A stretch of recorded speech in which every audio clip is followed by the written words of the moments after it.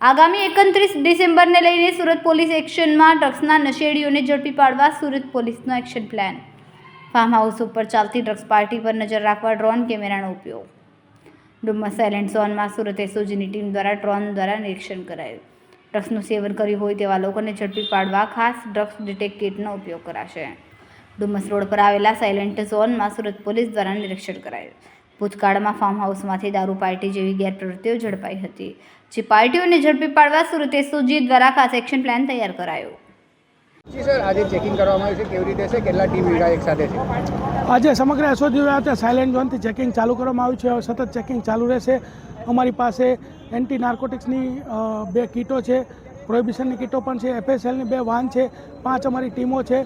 સતત અમે farm houses ઉપર નજર રાખશું, ડ્રોનથી પણ નજર રાખશું તથા જે કોઈ પણ પકડાશે એની કાયદેસર કાર્યવાહી કરશું અને જે લોકો જાહેરમાં ફટાકડા ફોડશે એ લોકો પણ કાર્યવાહી કરશે અને જેલમાં એ લોકોને રહેવાનો વારો આવશે.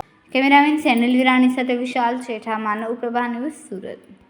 અમારા વિડીયોની નવી અપડેટ મેળવવા માટે સબસ્ક્રાઇબ કરો માનવ પ્રભા ન્યૂઝ ચેનલને.